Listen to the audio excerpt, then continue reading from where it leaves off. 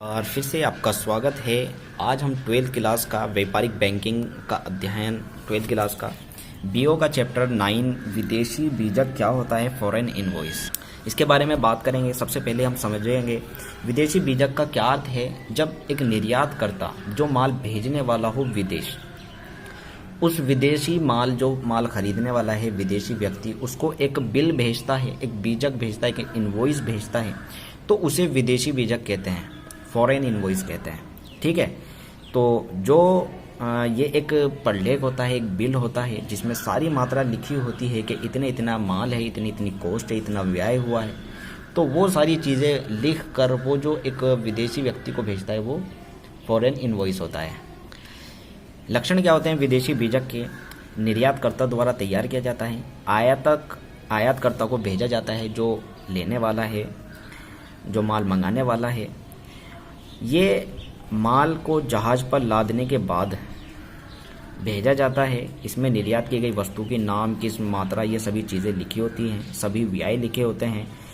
इसमें किस जहाज़ से माल भेजा जा रहा है सारी चीज़ें लिखी होती हैं। 3 प्रतियां इसकी बनती हैं। एक प्रति खुद अपने पास रख लेता है, एक आयातकर्ता के पास भेज देता है, और एक प्रति वो अपने कार्यालय में जमा करा देता है।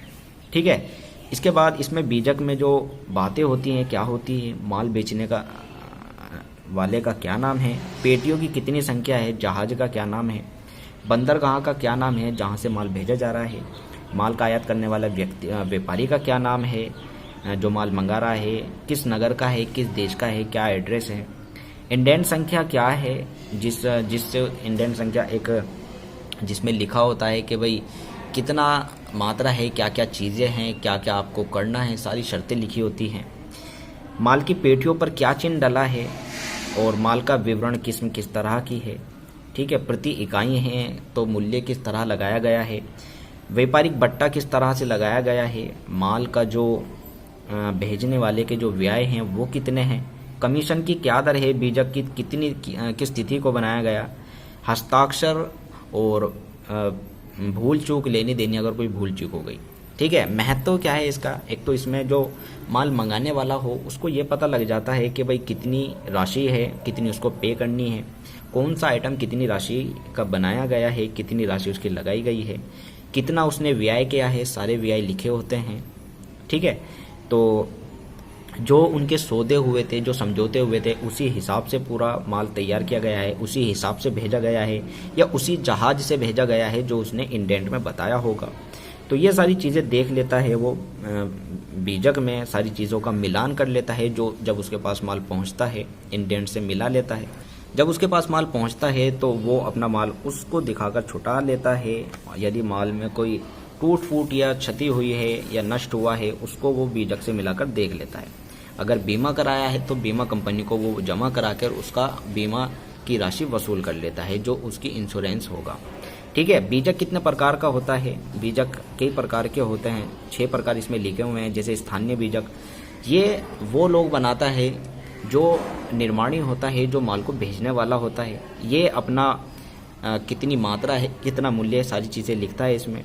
इसके बाद एक गोदी डाक व्यय मुक्त मूल्य होता है, ये भी एक बीजक ही होता है। इसमें भी पैकिंग का क्या व्यय हुआ है, बंदरगाह तक पहुंचने में कितना व्यय हुआ है, निर्यात कर कितना है, और गोदी डाक व्यय कितना है। डाक व्यय मैंने आपको बताया था, डॉक व्यय क्या होता है कि जब माल को शिपिंग पर जो जहाज के पास ले जाया जाता है तो वहाँ पर एक व्यय लगता है।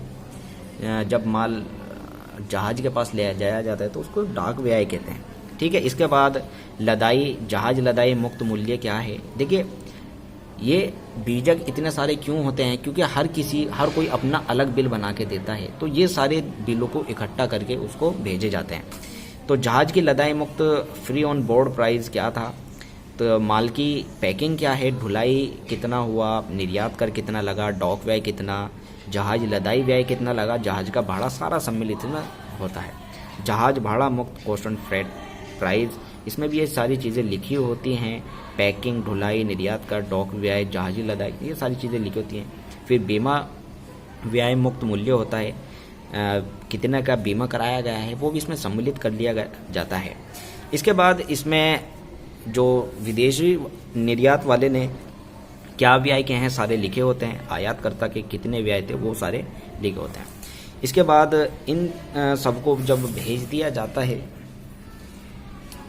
इसमें जो कर होते हैं सारे चुका लिए जाते हैं।